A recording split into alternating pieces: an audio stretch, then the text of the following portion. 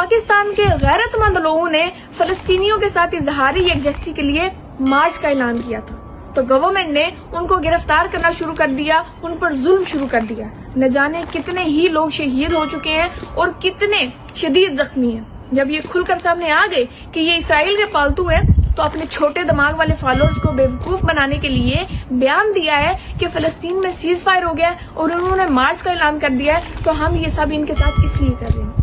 जनाब, हमारे आपसे दो सवाल है। पहला ये है कि सीज फायर 9 अक्टूबर को हुआ है और मार्च का ऐलान 3 अक्टूबर को किया गया था, तो आप ये कैसे कह सकते हैं कि वहाँ सीज फायर हो गया है, ये मार्च इसलिए कर रहे हैं। और जब 9 अक्टूबर को सीज फायर हुआ है, तो 7 अक्टूबर को आपने इनके नायब अमीर और दीगर जिम्मेदारान और कारकुनान को गिरफ्तार करना क्यों शुरू कर दिया था? आपने क्यों क्रैकडाउन शुरू किया था? और 8 अक्टूबर को आपने इनकी मस्जिद में घुसकर गोलियां और शेल क्यों बरसाए? मरियम बीबी ने ऐसा कौन सा चिराग रगड़ा था कि उसमें से जिन ने निकल के इसे बताया था कि 9 अक्टूबर को सीज फायर होने वाला है, तो पहले इन पर क्रैकडाउन शुरू कर दो।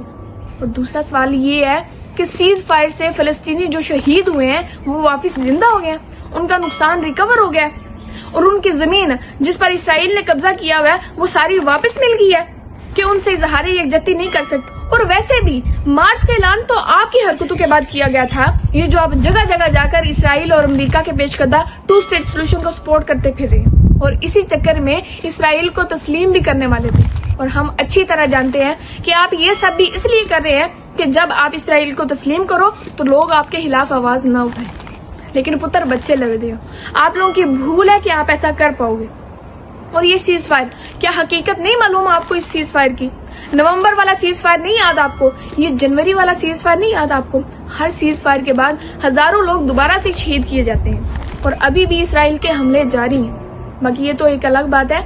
आखिर में मैं बस इतना कहना चाहूंगी कि हमारा गिला इस गवर्नमेंट से नहीं है, क्योंकि बच्चा बच्चा जानता है कि इनको लाने वाला ही अमेरिका और इसराइल है और वो उन्हीं की मेहरबानी से लाए गए हैं।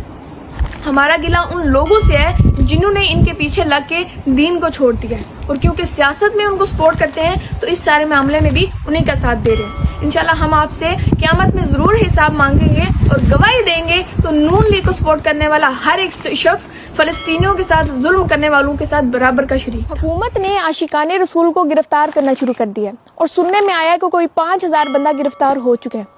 मेरा सवाल है मरियम बीबी से कि आपको क्या लगता है कि आप इनको जेलों में डाल दोगे तो जेलों के डर से ये लोग दीन के लिए निकलना छोड़ देंगे? जेल तो आप और आपके अब्बा जी भी गए थे चोरियों के जुर्म में, ते जेल तुम्हारे को चोरियां की आदत नहीं ना छुड़वा सकी तो इनसे दीन की मोहब्बत भी नहीं छुड़वा सकती। अगर आप और आपके अब्बा जी बेईमानी की लाते नहीं ना छोड़ सके तो ये भी जज्बा ईमानी नहीं छोड़ेंगे।